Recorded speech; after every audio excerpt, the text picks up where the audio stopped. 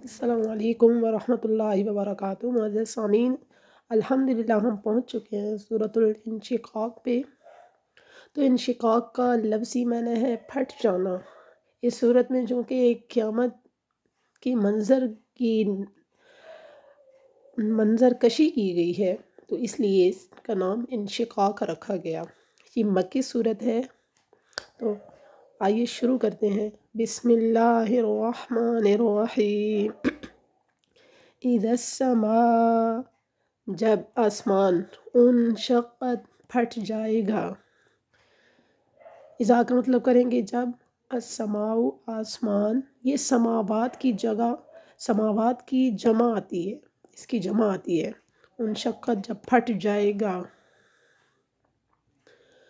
وَأَذِنَتْ، اور مان لے گا، لِرَبِّهَا، اپنے رب کا حکم، وَحُقَّتْ، اور وہ حقدار ہے۔ اتنا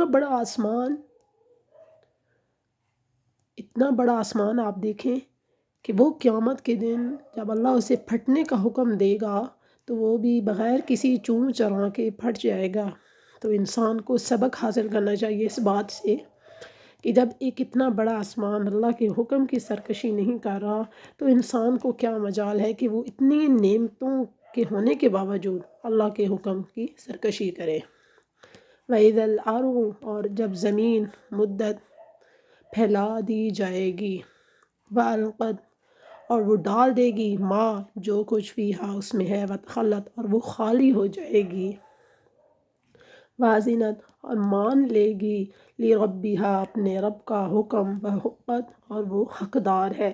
حقت فعل ماضی کا صیغہ ہے، واحد مؤنث غائب سے حقت۔ جی، وَإِذَا الْأَرْضُ مدت، اور زمین کو پھیلا دیا جائے گا، یعنی زمین ربڑ کی طرح کھینچ دی جائے گی، ربڑ کی طرح زمین کھینچ کر، اور اس کی جو سطح ہے نا وہ ساری برابر کر دی جائے گی۔ جب اس کی سطح برابر کر دی جائے گی تو سارے انسانوں کو اول آخر کو اس کے اوپر اکٹھا کر دیا جائے گا، اور زمین اپنے خزانے اور اپنے اندر سے مردوں کے سارے اجزاء ان کو نکال کر باہر کر دے گی، اور وہ ہر چیز جو اس کے اندر ہے یا وہ راز جو اس کے اندر چھپے تھے وہ سارے کے سامنے اپنے رب کے سامنے ظاہر کر دے گی۔ اور اتنی بڑی زمین وہ بھی اپنے رب کا حکم مان رہی ہے، اس سے کچھ نہیں چھپائے گی، نہ انکار نہیں کرے گی۔ تو ایک 6 فٹ کا انسان، اسے یہ حق نہیں پہنچتا کہ وہ اپنے رب کے حکم کی نافرمانی کرے۔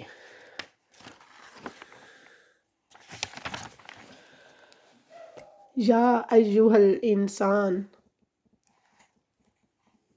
جی، یا ایہا الانسان، اللہ تعالیٰ انسان کو مخاطب کر رہے ہیں، انکا، بے شک، قادحن، تو پہنچنے والا ہے اپنے رب کی طرف، قدحن، سہ کر، یا بے شک تو تکلیف اٹھانے والا ہے اپنے رب کی طرف، سہ کر، فملاقی، پھر اسے ملنے والا ہے۔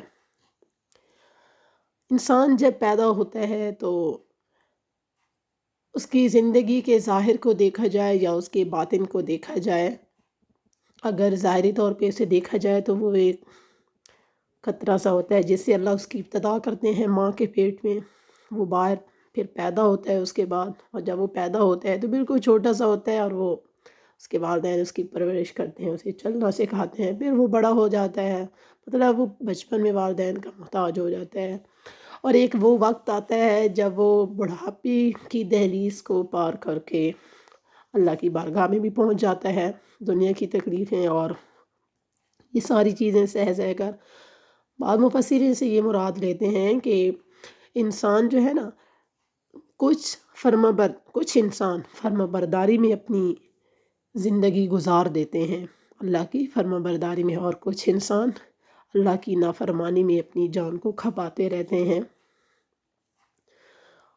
اور اس کے بارے میں وہ کسی چیز کی فکر نہیں کرتے، اور ایک دن وہ آتا ہے کہ وہ اپنی زندگی کی یہی ریاستیں لے کر اللہ کی بارگاہ میں جا کے حاضر ہو جاتے ہیں جو انہوں نے کی تھیں، اور اس کا مال یا اس کا بدلہ وہ پا لیتے ہیں۔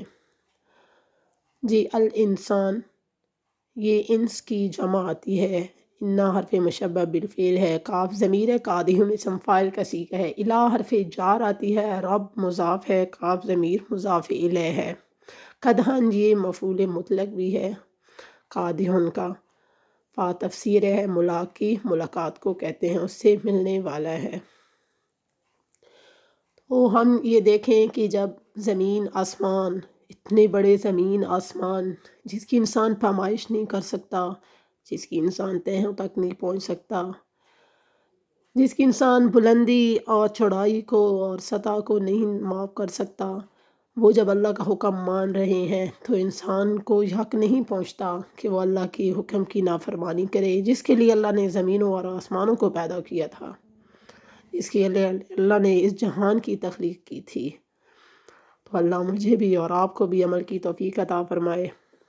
اس صدقہ جاریہ میں آپ بھی ہمارے ساتھ اپنا حصہ ڈالیں، زیادہ سے زیادہ اس دین کو آگے پھیلانے کی کوشش کریں، خصوصاً وہ خواتین جو باہر نکل کے دین کا علم حاصل نہیں کر سکتی یا وہ قرآن پڑھنے کا شوق رکھتی ہیں، تو یہ راہ ہے آپ کے لیے بھی۔